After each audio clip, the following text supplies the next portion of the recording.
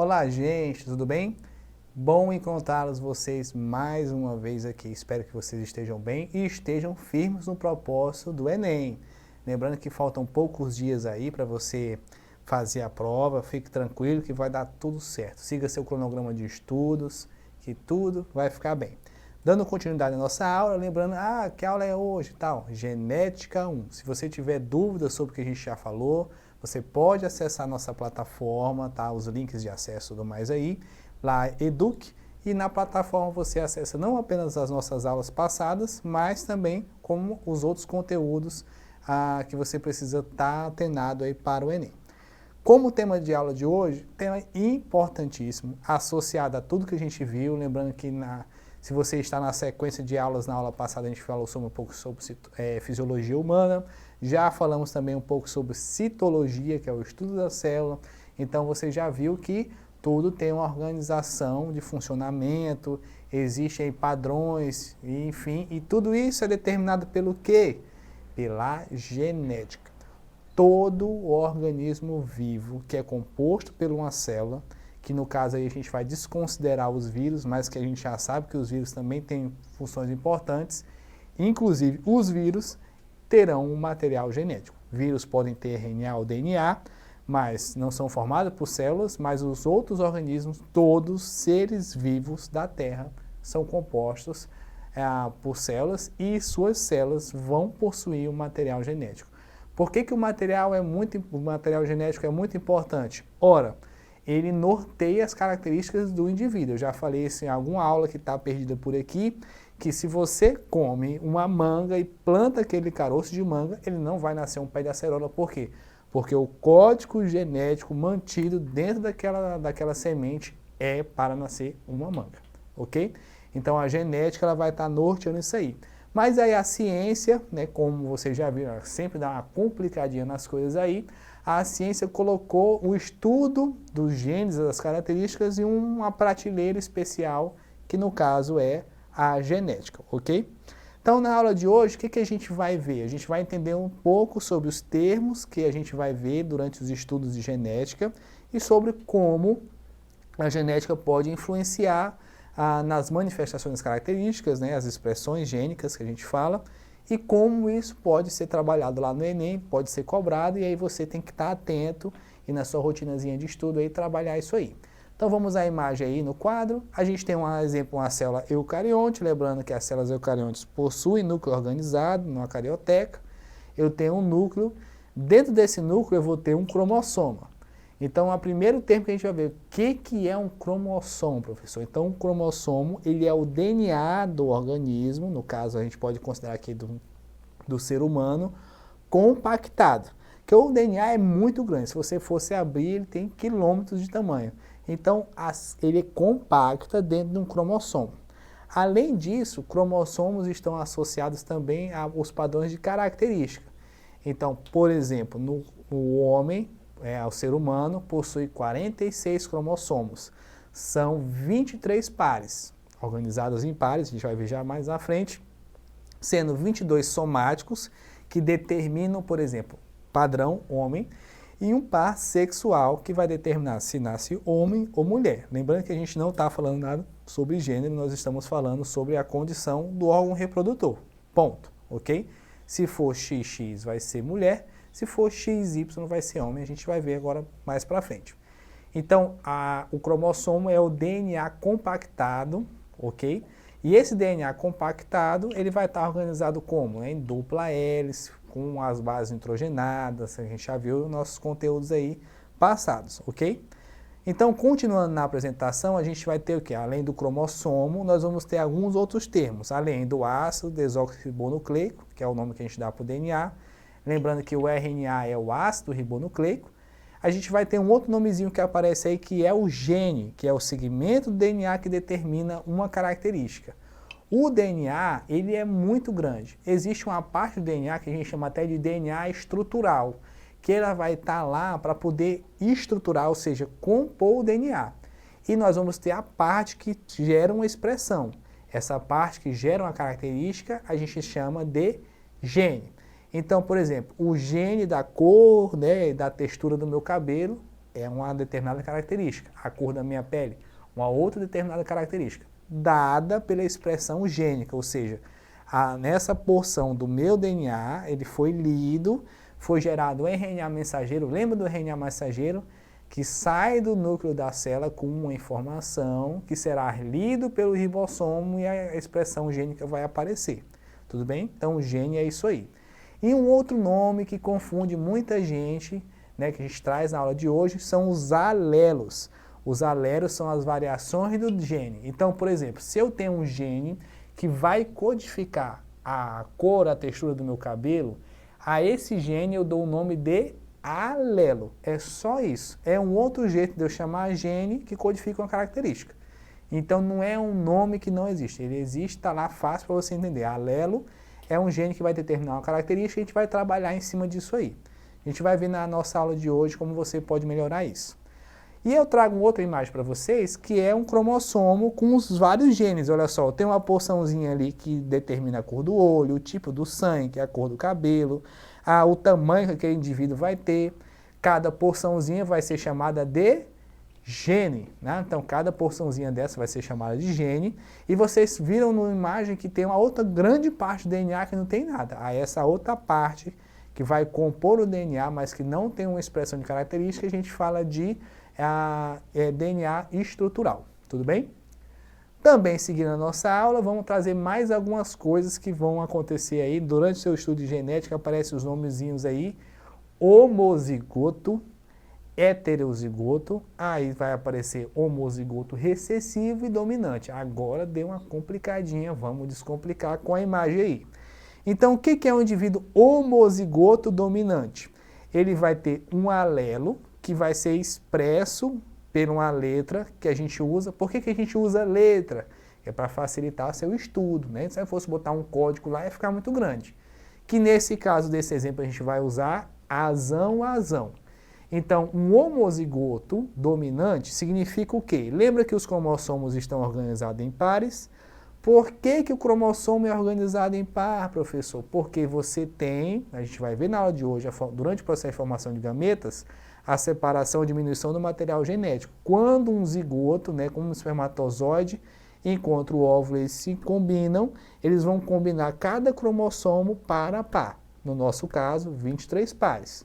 Então, quando a gente traz um homozigoto recessivo, quer dizer que combinou, então, uma característica dominante, azão, com outra característica dominante. Professor, e o que é uma característica dominante? É aquela que vai ser simples espécie, ela vai ter maior ocorrência dentro do meu grupo populacional, ou seja, dentro daquilo que eu estou avaliando. Vou dar um exemplo aqui. Se você, por acaso, analisar a população brasileira, você vai ver que a gente tem dentro da população brasileira a maior quantidade de pessoas negras, né? Então, o que acontece? Essas pessoas, elas representam a maioria. Então, nesse caso, a gente podia considerar, por exemplo, a fase que a expressão gênica da pele, tons de pele mais escuros dentro da população brasileira é uma característica dominante, que vai ser mais expressa. Mas quando a gente vai estudar mais a fundo a genética, a gente vai ver que a expressão dominante vai estar relacionada a características mais específicas, a gente já vai ver à frente. Voltando para a nossa imagem, a gente tem também o heterozigoto.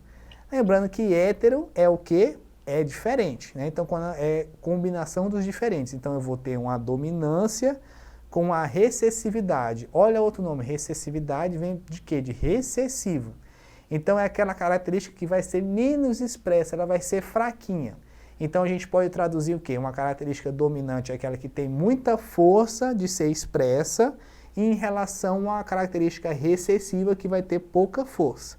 Quando a característica recessiva vai ser expressa maior do que a característica dominante? Quando ela tiver em maior quantidade. Aí, nesse caso, eu vou ter duas características, né, dois alelos recessivos. Aí não tem jeito, vai ser recessivo. Quando eu tenho heterozigose, ou seja, quando eu tenho um dominante grandão com um recessivo pequeno, quem vai ser expresso é a minha característica dominante. E quando eu tenho ambos dominantes, ela vai ser preponderante, ou seja, ela vai ser a expressão máxima daquela característica. Ok? Por isso que a gente usa homozigoto dominante e recessivo e o heterozigoto. vocês vão ver durante seus estudos, existem características que são associadas à dominância e outras características associadas à recessividade, ok? Então vamos avançar aqui, voltando aqui para a gente. Já vimos aí o que é um homozigoto e heterozigoto, o que é dominante e recessivo. Agora vamos a dois outros termos importantes, vamos aí ao quadro, que é o fenótipo e o genótipo. Eita, professor, está complicando, vamos descomplicar. Olha só, lembra que eu falei que a dominância é a expressão máxima da característica e a recessividade é a ausência da característica. Então, nesse caso aqui, vamos primeiro, antes de olhar para o nome, vamos olhar para as flores aí. Quando eu tenho uma flor azão, ou seja, totalmente dominante, homozigoto dominante, e quando eu tenho azinho, ou seja, um azão que é o dominante com o recessivo que é o azinho, eu vou ter a flor rosa. Ora, vamos voltar para mim aqui. Se quando eu tenho a presença do azão, ela vai ser rosa, embora esse azão tenha a companhia de outro azão, ou seja, outro alelo dominante ou um alelo recessivo, o azinho, significa o quê? Que a minha dominância está relacionada à cor rosa, ou seja, quando eu tiver o alelo, que no caso aí é o A, representado por A, naquele organismo que eu estou analisando, ele vai ter a cor rosa. E quando eu tenho a ausência dele, olha só aí, o azinho, eu não vou ter expressão de cor. Vejam que quando eu falo dos alelos, seja ele dominante ou recessivo aí embaixo, eu chamo de genótipo. Entenderam? Então, o genótipo é a minha configuração genética. É aquilo que vai ser lido, codificado. E é aquilo que não se muda.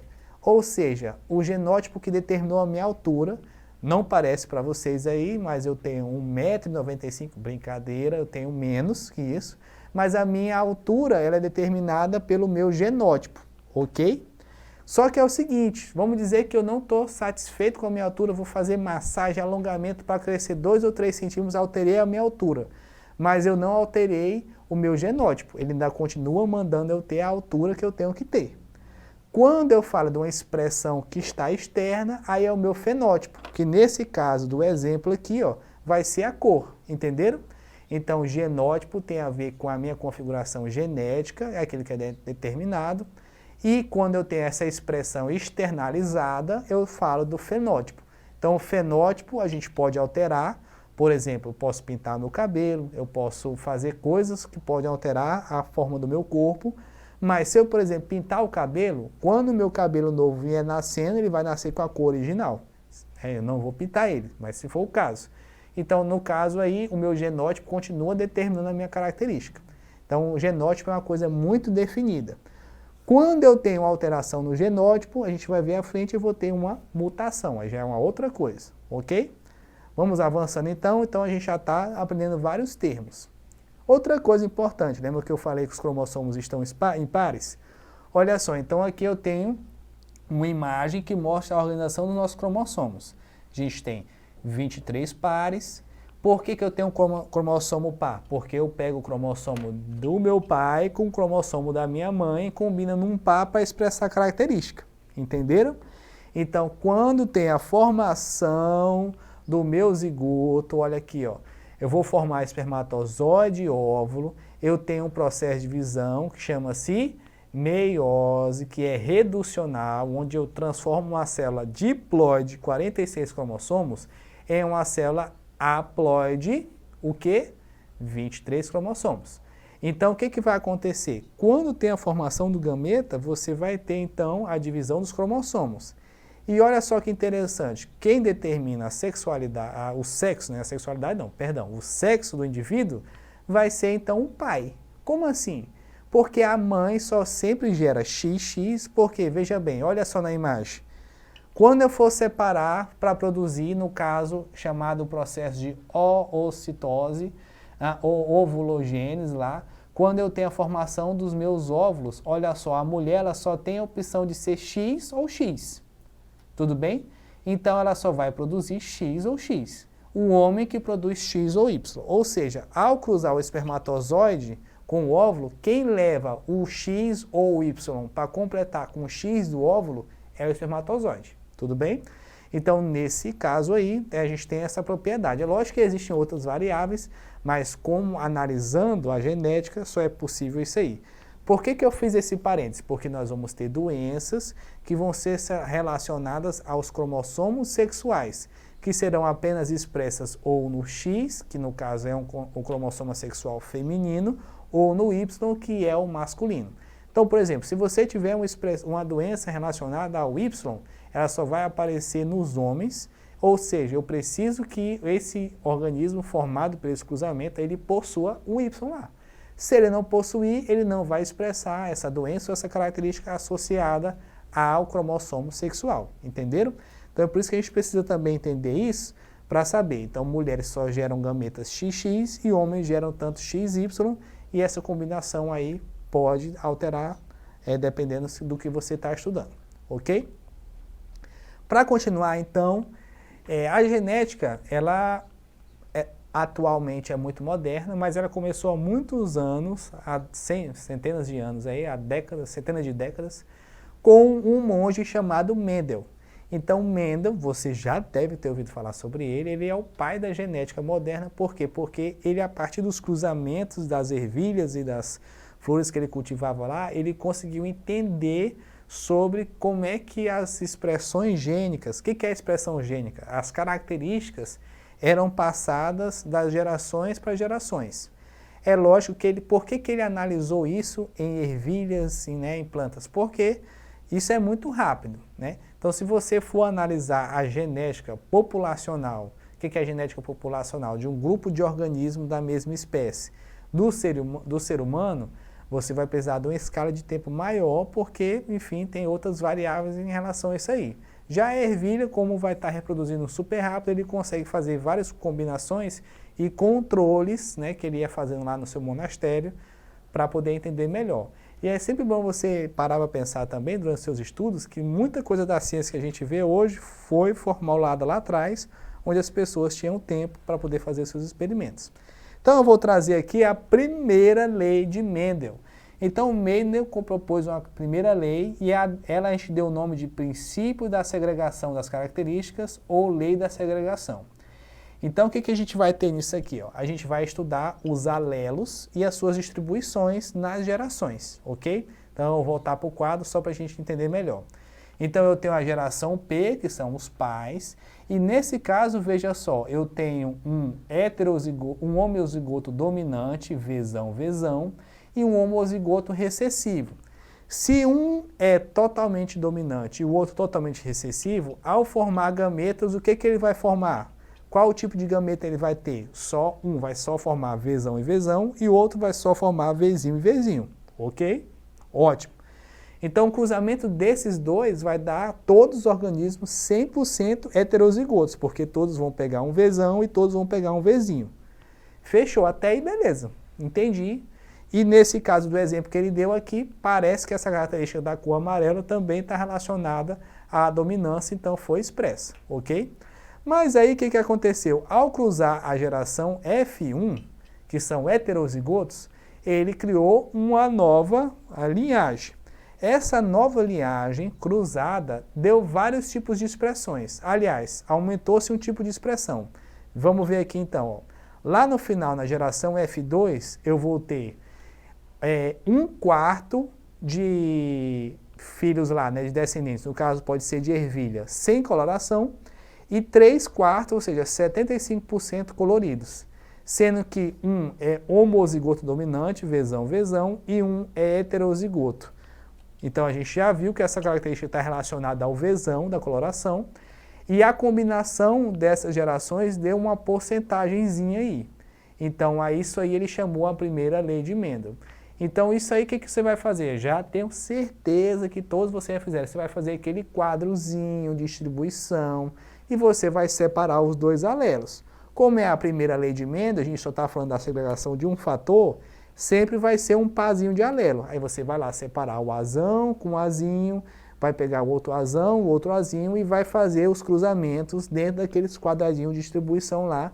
Showzinho de bola. Ali, a partir dali, você faz a quantificação da porcentagem, a partir do cruzamento. Então, por exemplo, se eu estou analisando uma característica relacionada a um par de alelo, quantas opções, né, de gametas eu vou ter? Duas. Porque se eu tenho um par de alelo, eu tenho duas opções, que podem ser de acordo com um par de alelo homozigoto dominante ou recessivo, ou heterozigoto. Concorda comigo? Agora, se eu estou analisando mais de uma característica, porque é o seguinte, o organismo, no caso aí, Mendel só estava falando sobre a cor, mas a ervilha ele também descobriu lá que não tinha só a relação sobre a cor, mas também tinha ervilha que nascia com a pelezinha mais lisinha e outra que nascia rugosa, ou seja, ele entendeu que existia uma interação entre várias características.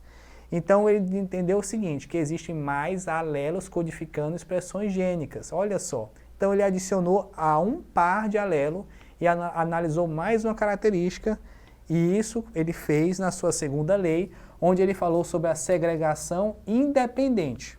Ou seja, na primeira, vamos voltar aqui, ó, ele está na segregação dos fatores e a outra da segregação independente dos fatores. Ou seja, além de toda vez que eu tiver alelos, eu separar eles para combinar, no caso, né, de reprodução sexuada com combinação de genes, eu ainda vou pegar e vou separar eles independentemente. Ou seja, se nesse caso aqui no exemplo que eu estou trabalhando duas características, que é um par que determina a cor e outra rugosidade, no caso aí é representada pelos pares vesão dominante, vesão recessivo e tudo mais, então vejam bem aí, ó, eu vou ter na verdade, vou ter dois pares de alelo e 4 opções, concordam comigo?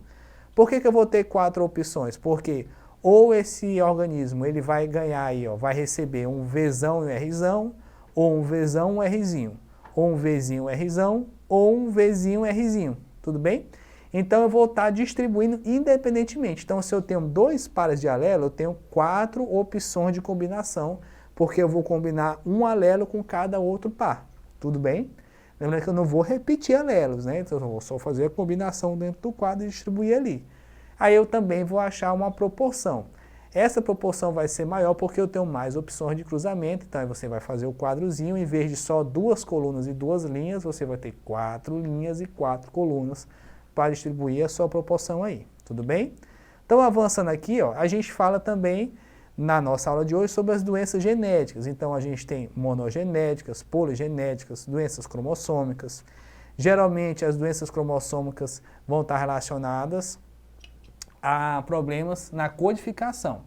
Então a gente vai ter problemas aí que vão estar relacionados à expressão gênica, ou seja, eu tenho uma alteração no meu gene, no como ele vai ser expresso, uma mutação, ou eu vou ter também uma característica associada ao meu cromossomo, ou seja, a como ele está disposto e a como ele está configurado, se teve um erro nele lá e tudo mais. Tudo bem? Uma das características, os problemas genéticos também podem estar associados também à coisa da hereditariedade relacionada ao sexo ou relacionada às raças, enfim, então tem vários fatores aí que você vai analisar durante seus estudos, tá? Em mutações gênicas, o que é uma mutação? Toda mutação é a variação do padrão da tua genética, ok? Quando mutações são benéficas, eu tenho uma adaptação, e quando elas são ruins, eu tenho algum problema, alguma doença, alguma enfermidade. Por que a gente fala que quando uma mutação é benéfica, eu tenho uma adaptação? Porque é o momento que há uma mudança na expressão gênica que vai ser benéfica, e que se for benéfica vai aumentar a sua distribuição ao longo da população, ou seja, vão ter mais chance daquela mutação acontecer e ela vai se perpetuar dentro da espécie, tudo bem? Em mutações gênicas eu tenho causadas por agentes biológicos, agentes físicos, agentes químicos. Como eu já disse, vou ter mutações gênicas, mutações cromossômicas. Continuando aqui, as cromossômicas vão estar relacionadas então à distribuição, eu tenho euploidia e a anaploidia, tá? Vamos voltar aqui. Mas aqui eu trouxe o quadro de resumo para vocês. Então, em síndromes eu posso ter numéricas ou estruturais, as numéricas euploidia ou anaploidia.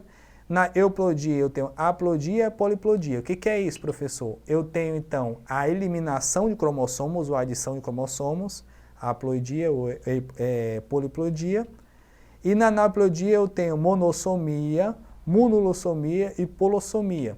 Então, eu vou ter também ali não só uma adição ou substituição, mas eu vou ter um aumento do número de cromossomos, mas isso relacionado ao processo de divisão celular. Então, quando o organismo for dividir lá, em vez dele multiplicar e deletar, né, diminuir, ele manteve, então vou estar somando.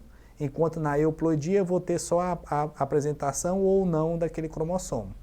E eu vou ter as estruturais, também, vamos voltar aqui, de deficiência, duplicação, inversão, antroslocação. Então, eu tenho mudanças na estrutura do meu cromossomo e isso aí vai causar algumas enfermidades, ok? Então, olha só, como exemplo, não é tema na nossa aula de hoje, né, a gente vai trabalhar as doenças na próxima aula, a gente tem a síndrome de Down, que ela vai ser, no caso, uma doença relacionada ao cromossomo 21, que eu vou ter a adição de um cromossomo. Então, eu vou ter uma trissomia no meu cromossomo 21, ok?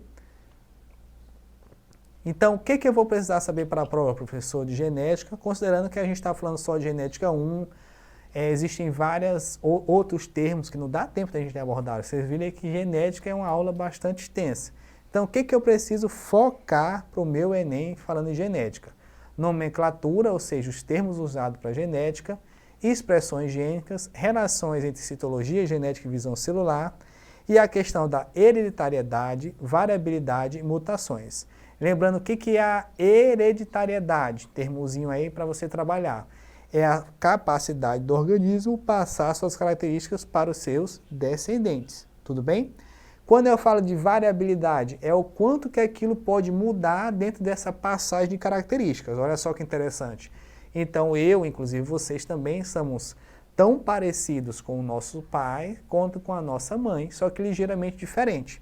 Às vezes você pode ser até parecido com um tio, com um avô, porque você tem essa variação, essa variabilidade. Porque dentro da hereditariedade você tem uma gama, ou seja, um leque de opções que você pode ter de expressões gênicas, tá? E as mutações e as suas várias termologias e condições de acordo com que ela vai se manifestar, tudo bem? Ou cromossômica, ou estrutural e as suas variações, beleza? Então, hoje, na aula, eu vou trazer um exercíciozinho para vocês aí, bastante simples. Vamos à leitura do exercício, então. A deficiência da lipase ácida limossômica é uma doença hereditária associada a um gene no cromossomo 10. Então, a gente sabe que lá no cromossomo 10, um dos genes lá vai ter esse probleminha. Os pais de pacientes podem não saber que são portadores da doença até o nascimento do primeiro filho afetado. Quando ambos os progenitores são portadores, existe uma chance em 4 de que o bebê possa nascer com a doença. Olha só que interessante. Essa questão aí do Enem 2021, ela é o quê? Ela é a primeira lei de Mendel básica. Ela está falando o seguinte, que a pessoa pode portar e pode não estar expresso. E que quando os pais são portadores, eles têm 1 em 4 chances de ter uma característica ali. Então, vamos voltar rapidinho aqui. Eu não sei, sim, não, tá, o quadro está aqui de exemplo para vocês. Então, olha só a análise básica. Então, se eu tenho organismos heterozigotos portadores, olha só, azão, azinho, no caso o pai e a mãe, cruzando, eu vou ter várias opções. Eu vou ter 25% de chance, ou seja, 1 sobre 4 de ser homozigoto dominante. Se essa pessoa for dominante essa doença está relacionada à recessividade, então ela não vai ter a doença. E olha só também aqui, ó, nas duas opções eu vou ter os organismos portadores, mas que também não vão ser expressos. Então eu já dei até o spoiler, né? Olha só, essa doença vai estar relacionada à recessividade. Por quê? Porque tudo que ele está dizendo lá está me dando a entender que o seguinte, se eu sou portador e não expresso, então não está relacionado à dominância, e se eu sou casado com uma pessoa ou tenho uma relação com uma pessoa que é portadora e não é expressa, eu vou ter 1 em 4 chances, né? Ou seja, eu vou ter 25% de chance dos meus filhos nascerem portadores.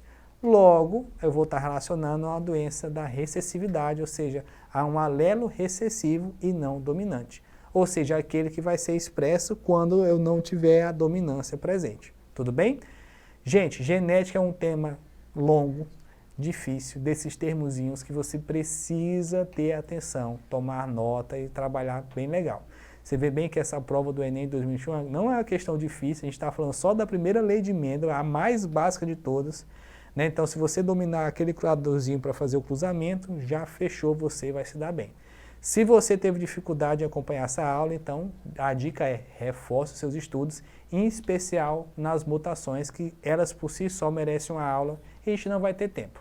Fiquem bem, acesse as nossas plataformas, eduque e bons estudos!